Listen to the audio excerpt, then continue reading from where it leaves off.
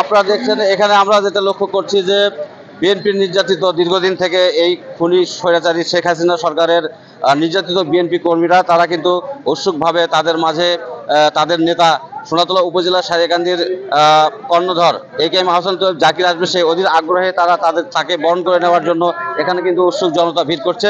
আমি এখন কথা বলছি একজন বিএনপি নেতার সঙ্গে, আমাদের জহুরুল ইসলাম শিবা ভাই, আপনি বলবেন যে আসলে এই স্বতঃস্ফূর্তভাবে বিএনপির নেতা কর্মীরা তারা এই যে তাদের ভিতরে যে ক্ষোভ দুঃখ ভুলে তারা যে আনন্দ মুখর পরিবেশে আপনাদের সাথে সৌহার্দ্যপূর্ণ সম্পর্ক রাখছে, এতে করে আপনাদের অনুভূতিটা কি মনে হচ্ছে?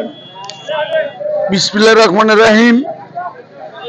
আমরা 15 বছর, আমি বলবো না শুধু বিএনপির নেতা কর্মী, এই স্বৈরাচারী খুনি হাসিনা, পলাতক হাসিনা বাদে এবং তার সাঙ্গপাঙ্গ নেতা কর্মী বাদে পুরো দেশবাসী 15 বছর 16 বছর আমরা এক ধরনের জেল খেটেছি, কারা বরণ করেছি এবং পুরো দেশবাসী একটি কর্তৃত্ববাদী সরকারের অধীনে ছিল এবং জুলুমবাজ এবং নির্যাতনকারী খুনি দুর্নীতিবাজ এবং প্রতিটি গ্রামগঞ্জে শহর বন্দরে আমাদের উপরে, দেশবাসীর উপরে যে নির্যাতন করা হয়েছে সেই নির্যাতন থেকে আমরা মুক্তি পাওয়ার পর 5ই আগস্ট থেকে আমরা মুক্তি পাওয়ার পর পুরো দেশবাসী আজকে আনন্দিত এবং উৎফুল্লিত এবং তারা নতুনভাবে জাগরণ সৃষ্টি করেছে।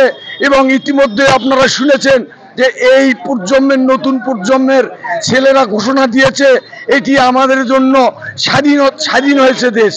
অতএব এই জুলুমবাজ, বিগত জুলুমবাজ, নির্যাতনকারী, দুর্নীতিকারী, খুনি, স্বৈরাচার এবং পলাতক যে আওয়ামী লীগের নেতারা আছেন এবং কেন্দ্রীয় নেতার থেকে শুরু করে গ্রামগঞ্জের ওয়ার্ড পর্যায়ের নেতা যারা আছে, যারা আমাদের বাংলাদেশের উপরে নির্যাতন করেছে, হাজার হাজার বিলিয়ন কোটি ডলার যারা বিদেশে পাচার করেছে, 350 বাড়ির মালিক যে সমস্ত নেতা আমেরিকায় হয়েছে এবং প্রশাসনের কর্মকর্তা এবং আমলারা যে দুর্নীতি করেছে, সেই বিষয়গুলো আমরা বাংলাদেশের জনগণ আমরা প্রত্যেকটি ঘটনা এবং ছাত্র বৈষম্য আন্দোলন করতে যে সমস্ত ছাত্র ভাইয়েরা, বোনেরা এবং জনসাধারণেরা, সাধারণ মানুষেরা খুন হয়েছে, মৃত্যুবরণ করেছে, তাদের বিচার করতে হবে। এটা হলো আমাদের দেশবাসীর 1 নম্বর দাবি।